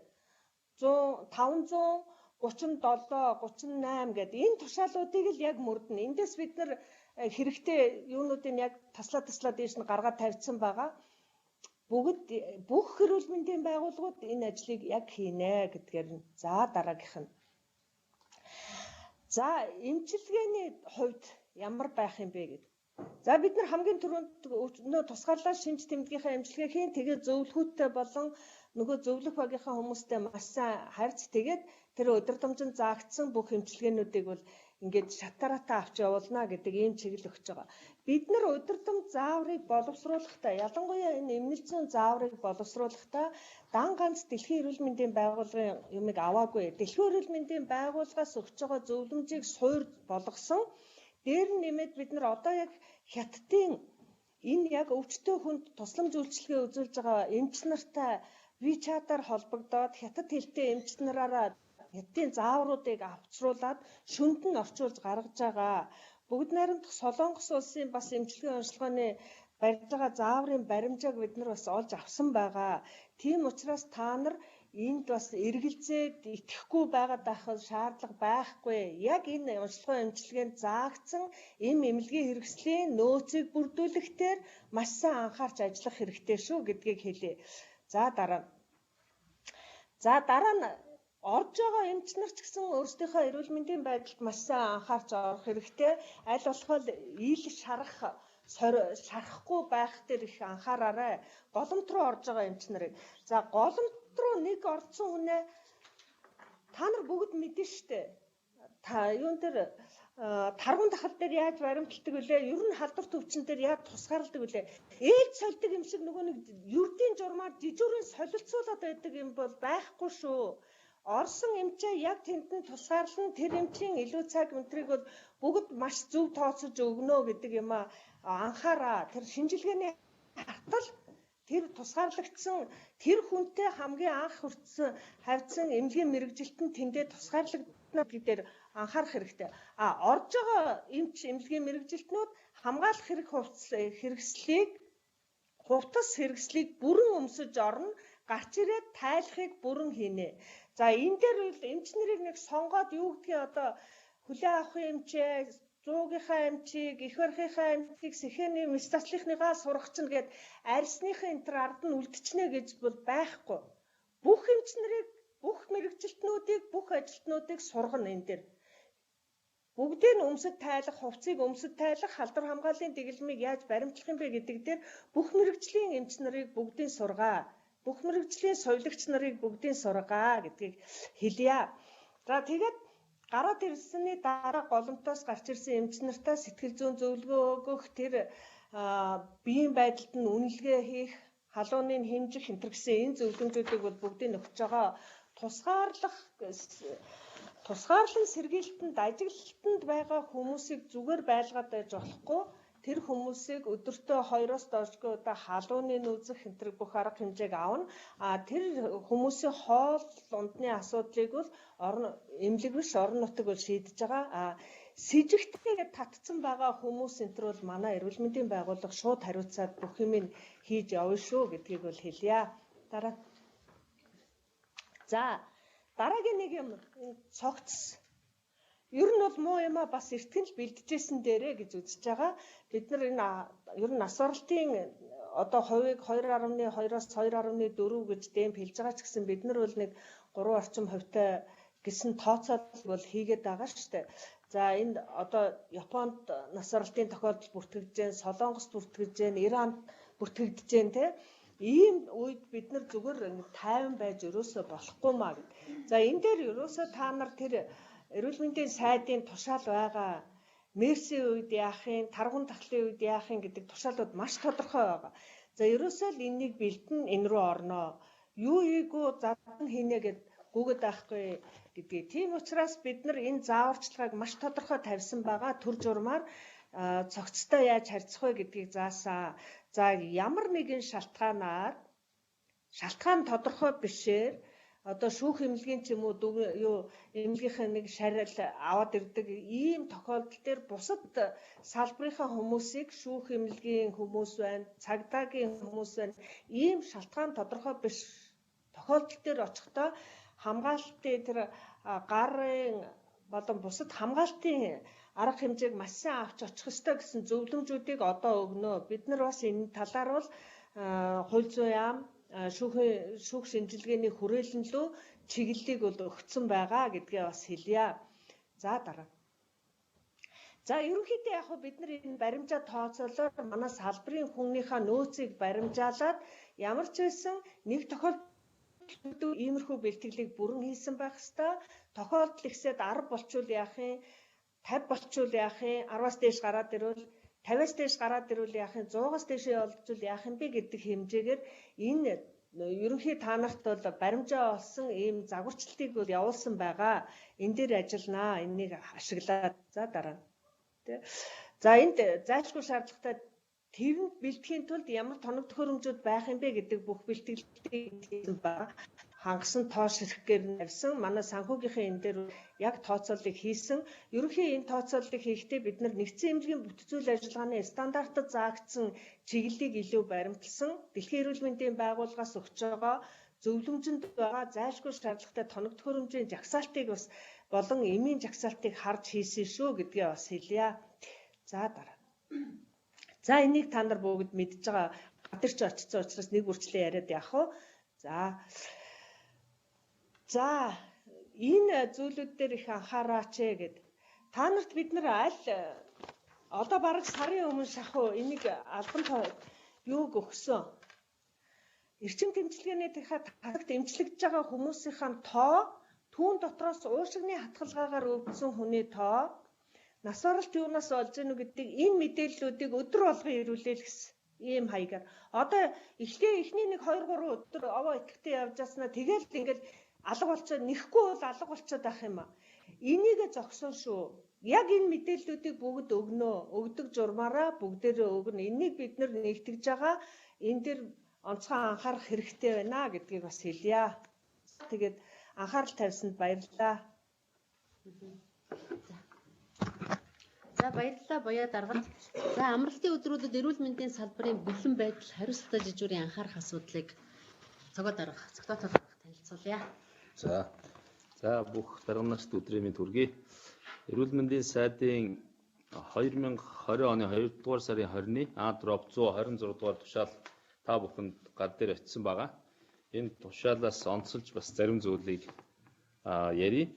За юуны өмнө бол яамны хариуцлагатай жижүүрээр ажиллах мэргэжлийн хяналт тавих албан тушаалтны нийс энэ тушаалаар гарсан байгаа. Тэгэхээр бид бол 32-30-02 гэдэг утсан дээр мэдээллийг шуурхай хүлээн авч шаардлагатай тохиолдолд удирдах албан тушаалтнууд болон хариуцлагатай жижүүрүүд маань бас мэргэжил арга зүйгээр шуурхай удирдлагаар хангаж ажиллана.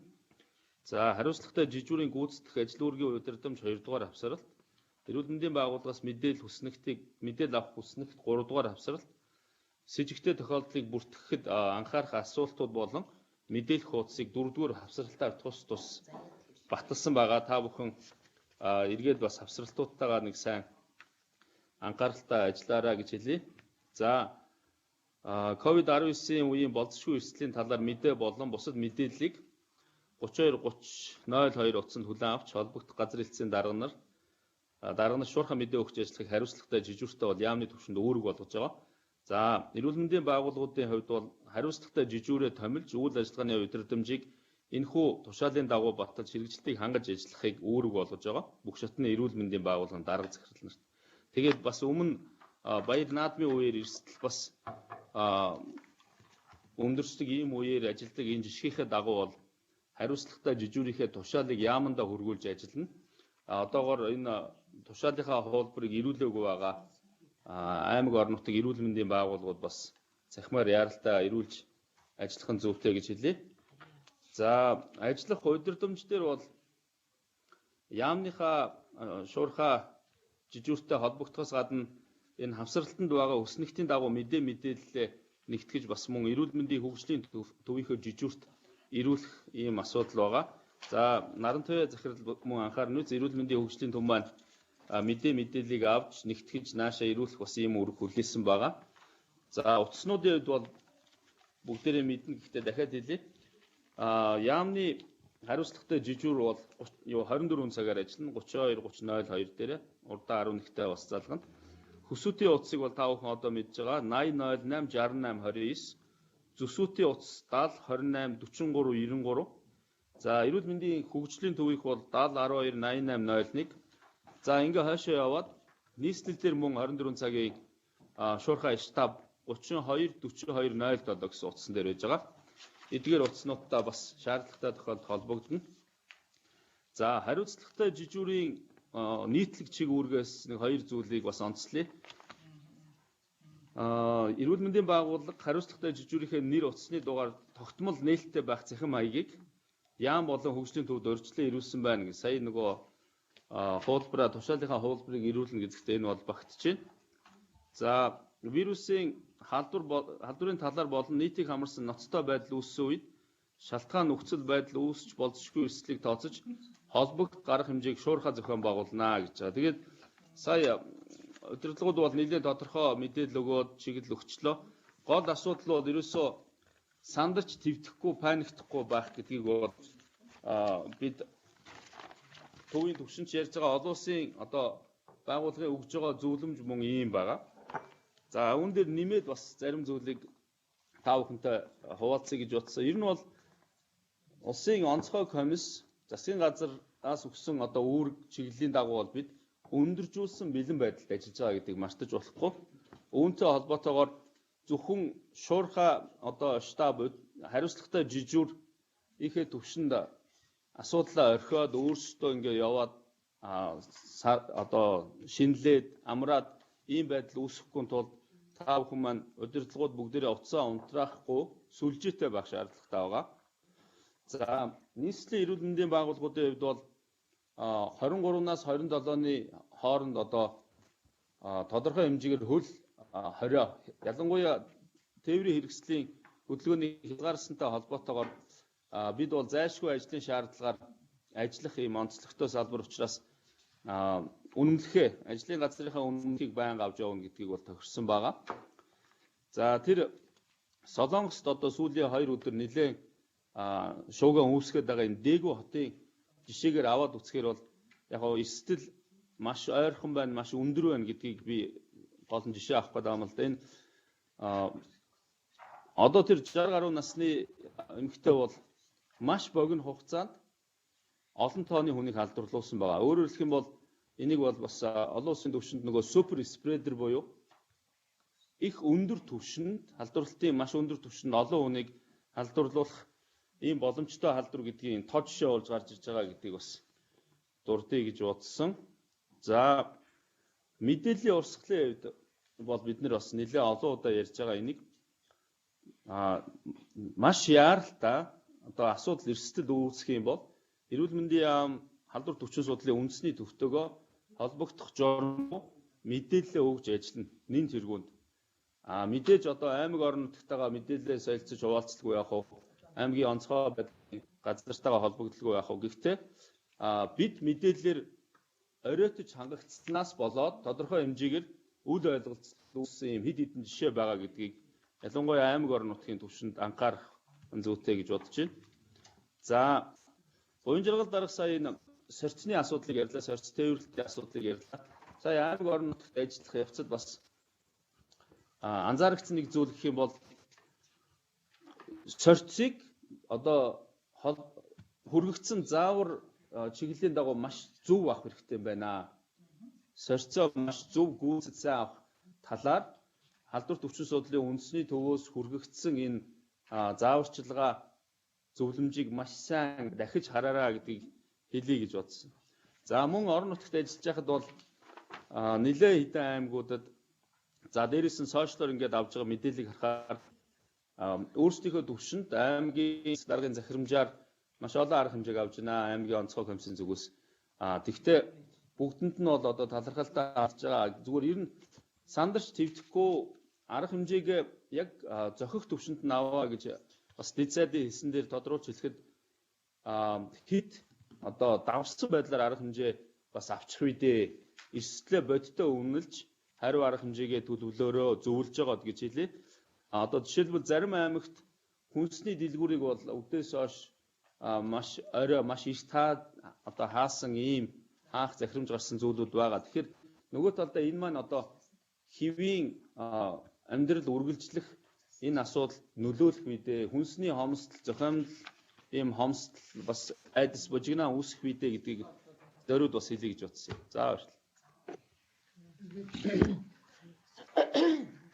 За баярлалаа дарга нарт. Одоо манай дарга нар орон нутгийн болон харьяагийн дарга нар маш товчхон асууж тодруулах зүйл байвал бие биедгээ давхцахгүйгээр давтан ярихгүйгээр мэдээлэх юм уу тийм зүйл байвал санаа оноогоо хэлье. Одоо бид сонсч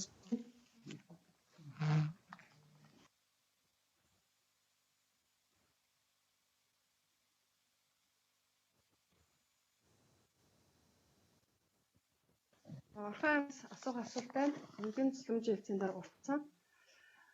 Манай Орхон аймаг руу онцлогыг хязгаар явуулах бол коронавирусын онцлогыг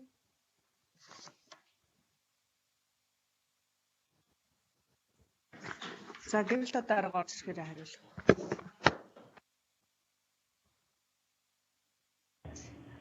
Сайн байна уу? Дорногоо аймагаас ирж байна. Юм асууя. Дорногоо аймаг байна. Энэ хариуцлага жирийн мэдээг эрүүл мэндийн яам хөгжлийн төв хоёуланд нөхцөө юу? Тушаал дээрээ хөгжлийн төв рүү өгнө гэсэн байгаа. Эрүүл мэндийн газраас хөгжлийн төв рүү өгөх нь зөв үү? Хоёуланд нөхцөө юу? Нэгдүгээрт, хоёрдугаарт нь эрүүл мэндийн яамны тушаалаар ирсэн хүснэгт хөгжлийн төв хэрэгсэн хүснэгт 611-ээр батлагдсан хүснэгт гуруулаа хоорондоо зөрүүтэй байгаа. Яг аль хүснэгтээр нөхцөө вэ? Эсвэл гурван хүснэгтээ гуруулангаар нөөр өгөхтэй юу? Энийг өгөөч гэж асууж байна. За мэдээллийн хувьд бол эрүүл мэндийн хөгжлийн төвд мэдээлэл ирүүлэн тушаалынх дагуу тэгээд эрсдэл үүссэн үед бол мэдээж одоо хөгжлийн төвдөө өгчөөд санаа амар сууж иж болохгүй яга удирдах төвшөнд яаралтай холбоо барих шаардлагатай. За мэдээлэл ирүүлэх форматын хувьд бол сүүлчийн тэр дугаар нэг нэ шинчилсэн за боёд Тэр баяр наадмын үеэр гэсэн нэг юм ярьж штэ. Тэрний чинь доотод бид нар одоо саяын би хийхгүй байгаад байна, ирүүлэхгүй байгаад байна гэсэн эрчим тэмчилгээнийхээ тасагт эмчилэгдэж байгаа хүмүүсийн тоо, түүнээс уушигны хатгалгаатай хүний тоо өнтер гэсэн тэр мэдээллүүдийг нэмээд оруулсан байгаа шүү. Тэгэхээр сүүлийн хүснэгтэрээ орж ирнэ гэсэн үг юм.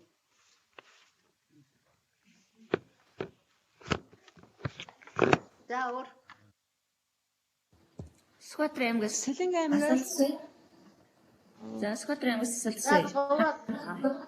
Тэгээ бичгтийн бомбтой. Тэгээ бичгтийн бомбон дээр ажиллаж байгаа хил хамгаалах газраас гарч байгаа хүмүүс болон тэр нөгөө байцаагч нар тэрийн хувцсыг бид нар хангах хэрэгтэй юу? Эрүүл мэндийн яам. Эрүүл мэндийн газар хангах хэрэгтэй юу? Одоо манахаас хангадаг өөр чиглэлүүд яваад байгаа. Энэ хил хамгаалах газар өөрсдөө хангах хэрэгтэй. Манайх зөвхөн эрүүл мэндийн салбарынхаа юмыг хангалтан дээр анхаарнаа. Тэр бусад байгууллагууд бол яг юуны улсын онцгой комиссаас өгсөн чиг өөрөг засгийн газрын тогтоолоороо төсвийн захирагч нар өөрсдөө өөр өөрсдөө хангалттай хийх ёстой.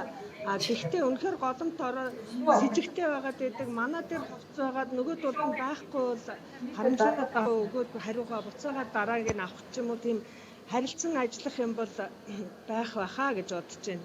Тийм төрийн байгууллагуудын хувьд.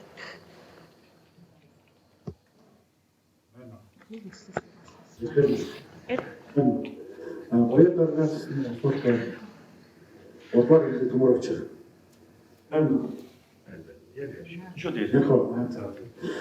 Маргааш Японы онцгцоор тахны харуулт хугацаа 20 настай хүүхэд гэрнээ арга юм бас даалтай орсон 4-5 байгаа байлээ. Японд 2 сар одоо тийм хэцгээс болоод хангаа хэвлэх гэж ирдэг. Тэрийг одоо яаж хөлж авах юм бол сайн сонсогчонгууд ихтэй ингэж ойлголоо. Ухааны онгоцоор тархиндаа цусарлалттай хүн орж ирнэ яах вэ гэж асуулаа гэж ойлголоо. Юу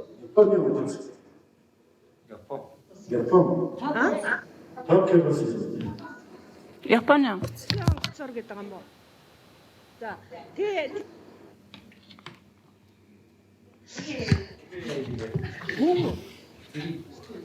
байна уу? Та нарт сэжигтэй тохиолдол угаасаа мэрэгжлийн хяналтынхан хил дээр бүгдийг шалгаж байгаа. Сэжигтэй тохиолдол үнэхээр сэжигтэй гэдгийм үү? Голомтоос ирсэн бол голомтоос руу шилжүүлээд тэнд нь арга хэмжээгээ авнаа гэдэг чиглэл нь угаасаа байгаа шүү дээ. хамгийн гол нь ухаан буу тэгээд амьсгалын аппараттай дөө практикац болсон 20 настай хүүхэд байгаа. Залуу. Ухаангүй гэдэг юм биш үү? Тий, Японоос ирэн Токиогийн онгоцоор. Тийм байна ухаан. Гэхдээ яг Японы тэр голомт гарсан дотроос байгаа юм уу? Төмрөө дарга наадах чи эргээд хэдүүлээ одоо яриа. Ер нь бол бүх хүн уцаар холбогдоод яриа. Бүх хүн маш тодорхой ойлголттой байгаарай. Сэжигтэй тохиолдол илэрх юм уу? Яг голомтоос ирж байгаа нү гэдгийг маш сайн ярих хэрэгтэй шүү. Өөрөөсөө хил дээр байгаа мэрэгжлийн хяналтынхнаас зөв мэдээллийг авах хэрэгтэй. Хөсөөтийн халдварт өвчний тандалтынхантай маш сайн холбогдоод анамнезийг их сайн авсныхаа дараа аль тал руугаа шилжүүлэх вэ гэдгийг шийдээ шүү. Яг тухайн тохиолдол нь газар дээр шийдвэр нь өөр болоо явчихна гэдгийг бас хэлээ. Сэлэнгэ аймгаас асуулт байна. Эмнэлгийн тусламж үйлчилгээний эхлэлцийн дарга Эрдэнэсовд. За энэ 2 сарын 21-ээс 27-ны өдрүүдэд зорчих тээвэрлэлийг хязгаарласан энэ үед одоо нэн шаардлагатайгаар яаралтай тусламжийг төрөлцсөн эмнэлгээс авах одоо хүн байвал энийг яаж тээвэрлэх вэ? Тээвэрлэх төр нөхцөл боломж юу байгаа юм болов? Та нар материалаа уншаа. Нэг юмн дээр чи юу гэж байгаа вэ гэхээр онцгой комиссийн шийдвэр улс хот хоорондын нийтийн тээврийн болон хувийн тээвэр хэрэгслийг гэсэн заалттай байгаа. Тийм учраас зайлшгүй шаардлагаар өвчтөн шилжүүлэх гэж байгаа бол үйл ажиллагаа хэвээ явна гэсэн үг. Бараа тээвэрт хязгаарлалт тавиагүй. Зөвхөн иргэний хүн тээвэрлэхтэр яригдж байгаа шүү. За тэгээд өвчтнүүдээ шилжүүлэхдээ хилээд штэ бүх хүн иргэний үнэмлэхтэй бүх хүн ажлын үнэмлэхтэйгээ заавал байна л гэдгийг хэлээд байгаа.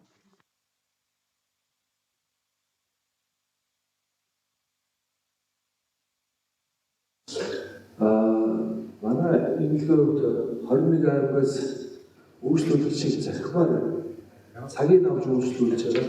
Тэр бас өндөржүүлсэн бэлэн байдал шилжүүлэлтийн холбоотойгоор бас захим ашиглалтаа сайжруулахгүй одоо энэгээр бас шаардлагагүй усуд ирэх энэ ирсэн ханаа бас олон хоног хүлээх ингэхдээ бас нэлээд хөдөлгөөн үүсгэх ийм асуудал байгаа учраас аймагийнхан маань хүмүүсээ бүгдийг захимаар авч явуулах, цагийг авч явуулах тал дээр онцгой анхаарал өгөөрэй гэж хүсэж байна.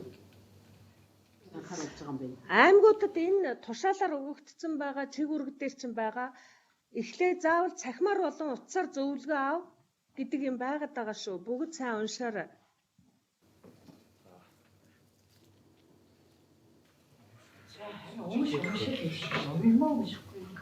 За манайхан одоо болсон байх гэж бодож байгаа те бүх ойлголтыг авсан.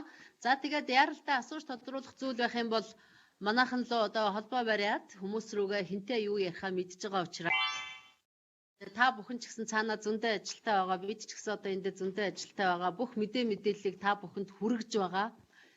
Тэгээ бүгдээрээ салбарынхаа хэмжээнд нэг тоотой, нэг мэдээтэй, гараа нэгтэй, хэл хүүг нэгтэй ингэж ажилланаа. Энийг бүр дахин онцлон хэлье. За тэгээд би бас түрүүний хэлсэн энэ үүргээ дахин давтъя. Орон нутгийнхаа хэмжээнд энэ салбар дундын үнэлгээгээ нэг хийчих. Эндээс маш их юм олж авна. Бүгд энийг ярилцсан. Тэгэхээр энэ бол айгүй үр дүнтэй ажил шүү. Манай аймаг одоо ямар төвшөнд байгаа вэ гэдгээ бүгдээрээ энэ дүр зурагч нь гарах учраас тэгээ цаашдаа явах арга хэмжээний саналууд бүгд эндээс тодорхой болчихноо. Тэгээд энэ үнэлгээг өнөө оройдоо юм уу маргааш өглөөгээд маргааш өдөр ихэд бүгд ирүүлчих хэрэгтэй байна. Энийг бол хэлье. За тэгээ бид нар бүх үүсэж байгаа нөхцөл байдлын мэдээллийг та бүхэнд ирнэ. Бүх л арга замаар хүргэж байгаа те шууд утсаар ярьж байгаа, дундын мэйл дээр тавьж байгаа, веб дээр тавьж байгаа гих мэтэр энэ бүх мэдээлэлээ цаг алдалгүй үзэж харж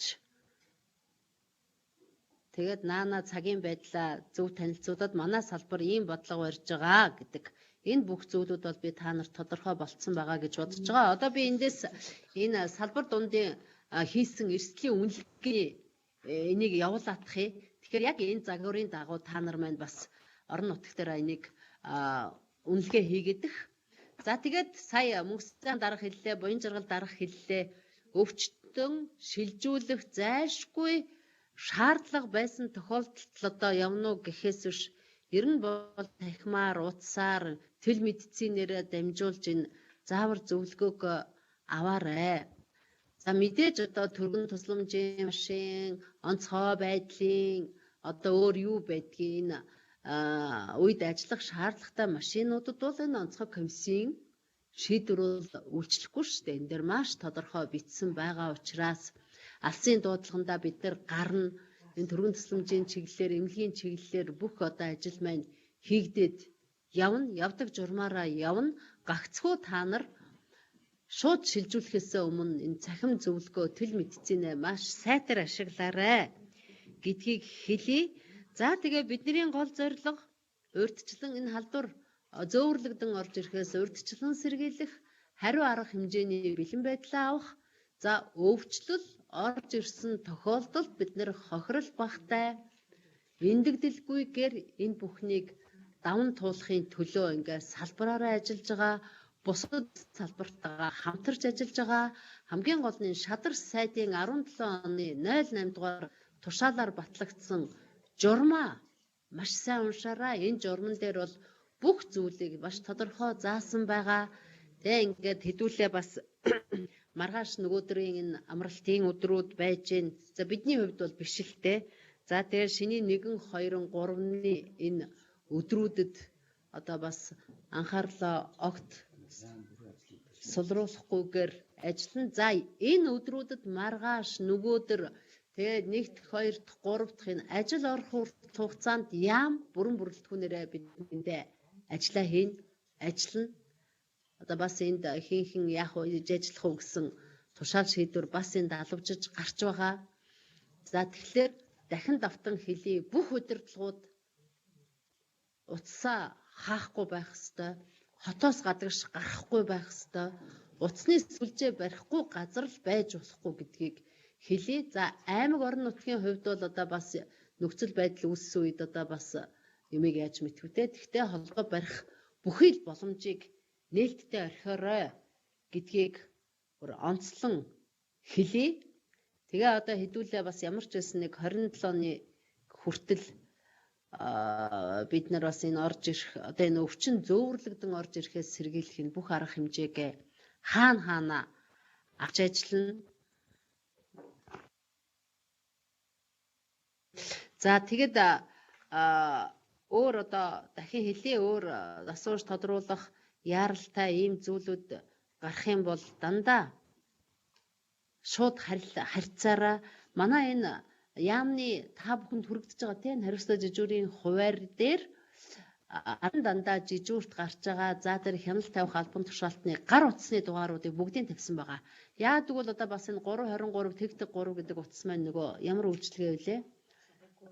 Нэг үйлчлэгээнд орсон байгаа хаанахтайгаа нэг салаалдаг тийм үйлчлэгээнд орсон байгаа. Тэгээ тэрэн дээр бас хүндрэл үүсэх юм бол хүндрэл үүсэх юм бол шууд энэ гар утсаараа тэг Колпро гэдэг үйлчлэгээнд орсон. Тэгээд ингээд бүх хүний гар утасны дугаарыг тавьсан байгаа учраас бүгд ингээд харьцаад ажлыг за өнөөдрийн бүртгэл дээр ерөөсөө яамны удирдлагууд биш ээ орон нутгийн удирдлагууд бүгд байсан уу? Бүрдүүлмаа аймагуд. За харьяа 18 байгууллагаас 14 манай харьяагийн удирдлагууд бүгд өөрийн биеэр ирсэн байна. Баярлалаа. За эрүүл мэндийн даатгалын ерөнхий газар баясгалан дарга ирсэнгүй. Монгол Японы ямар эмнэлэг вүлээ? Япон Монгол сургалтын эмнэлэг Эрдэнэ туяа дарга ирсэнгүй. Халдварт өвчин судлалын үндэсний төв Нэмхүү дарга ирсэнгүй. Зоонозын өвчин судлалын үндэсний төвийн цаг бодрох дарга ирсэнгүй. Энэ дөрөв дээр тэр арга хэмжээ төлөвл. Яхаараа одоо ингээ өндөржүүлсэн бэдлэн байдал зарлчаад энэ хурал зарлж байхад ирдгүй энэ хүмүүс яасан хийснээ ч хэлдэггүй. Тэгэхээр одоо хэдүүлээ бас энэ өндөржүүлсэн бэлэн байдлын үед бол илүү хариуцлагатай ажиллана. Бид нэр бусад үед ч хариуцлагатай ажиллах шаардлагууд энэ цаг үед бас илүү хариуцлага бие биенээсээ та нар ч биднээс нэхнэ бид нар ч та нараас нэхнэ. Тэгээ одоо хэдүүлээ бас хамтдаа салбараараа энэ бүхний ард гарч чадна. Энэ бүхэн бол биднэрт дахиад нэг илүү сургамж болж байгаа. Яагаад гэвэл юм энүүгээр дуусахгүй. Цаашдаа бол одоо энэ шинээр сэргэж байгаа халдвар одоо энэ ноцтой байдал ийм зүйлүүд бол бидэнд байнга тулгарч идэг учраас энэ бол одоо бас нэг сургамж юм. Энэ дээрээ үндэслээд цаашдаа илүү сайжруулад авч явах болно гэдгийг ингээ хэлье. За тэгээ манайхан бол ажил дээрээ за бүх иргэд маань гэр гертэ сайхан шинэлэх бах. Бүгдээрэнд нь одоо ирж байгаа энэ хулган жилийн мэндийг хүргэе. Ирэх хулган жил одоо бид бүхэнд амжилт бүтээл алдар гавья бүх сайн сайхан зүйлийг эрүүл энхийг авчрах болтугай. Та бүхэндээ баярлалаа. Хамтдаа тэгээ бүгдээрээ зүтгэе. За